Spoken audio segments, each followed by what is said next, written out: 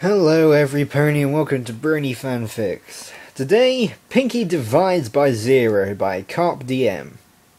And I just really wanted to read a random fic because I just need a break from all these, serious... Well, I suppose the last one wasn't really that serious, but I just really wanted a Pinkie does something absolutely random thing. The author apparently came up with this in 5 seconds, and even he says it's not amazing, but at this point in time I don't particularly care. I just need something. Anyway. Pinkie divides by zero by Carpe Diem. This doesn't make sense. Twilight Sparkle, star pupil of the regal Princess Celestia, was always known for her intelligence and problem-solving abilities. She had spent many years in Celestia's school for gifted unicorns studying magic, arithmetic, thinking spells, and more. She was always on time with all her work, and she always received good grades on her report cards. In the eyes of any pony who knows her, she is the perfect student. After Celestia had sent her to Ponyville to watch over the summer sun celebration, she encountered 5 mares along the way. Who would have guessed that those 5 mares would become the saviours of Equestria and after the return of Nightmare Moon? Twilight sure as hay didn't, but it was a benefit.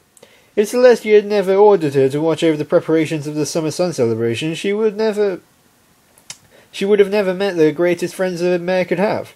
After that day, Celestia assigned her star pupil to learn about the magic of friendship in Ponyville, to which she gladly accepted, though she never stopped studying and doing other circular things. I think that's meant to be curricular.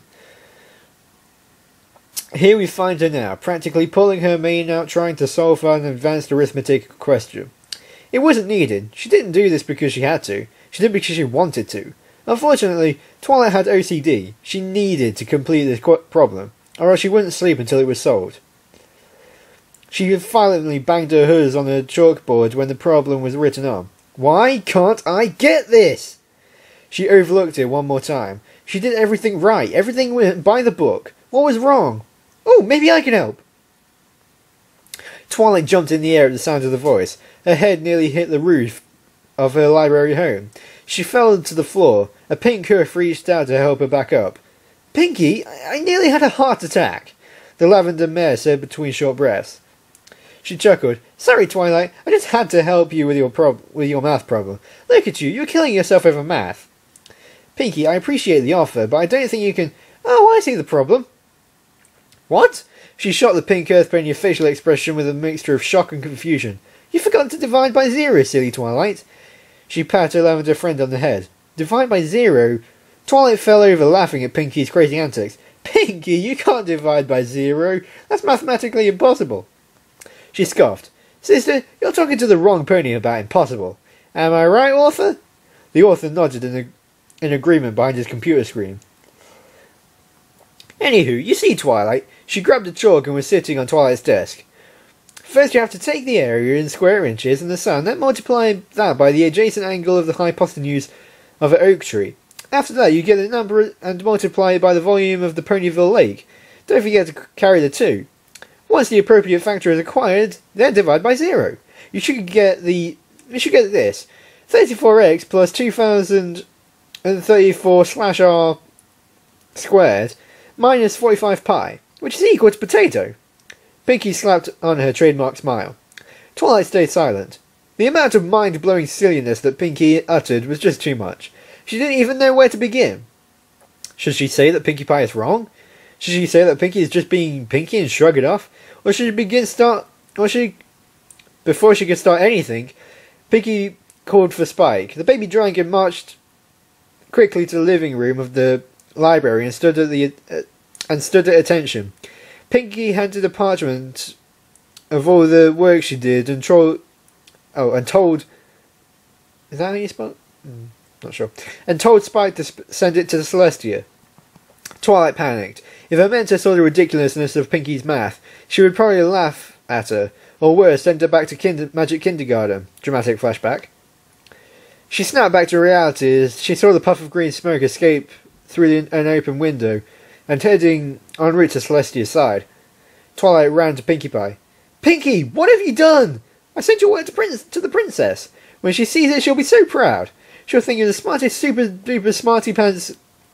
But wait, you're already on the super duper smarty pants.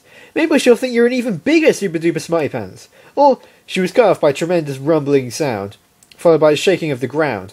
The lavender unicorn ran out the front door of the library. The sky was red and raining random items.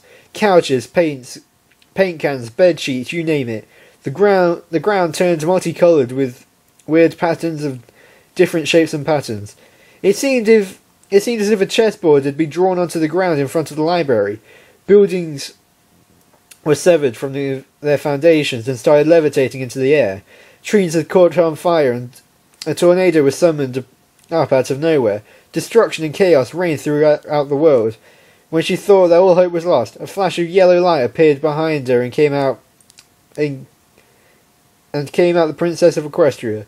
She wore a deadpan facial expression and spoke with an exasperated tone.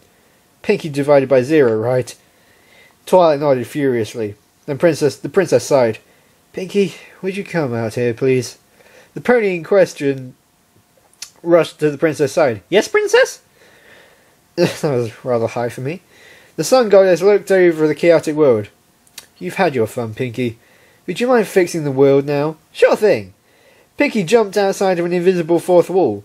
She can see where she just was, and if she was looking through a TV screen. She grabbed the frames surrounded the realm that the ponies resided in and trotted over to a washing machine that just so happened to be placed in an infinite void. She tossed the frame into the washing machine and waited, and waited, and waited. The washing machine made a dinging sound. She grabbed the world frame and wringed it dry, then placed it back in its original position. She jumped back through the frame and returned to her world. Twilight looked as if Applejack had bucked her in the jaw. Twice. Celestia simply thanked Pinkie and returned to Canterlot. Twilight, having almost all of her sanity gone, barely made out of her words. Pinkie, how? The only response I was given was the only logical explanation to everything Pinkie does. Silly Twilight, I'm Pinkie Pie. Oh, I'm glad I read that now.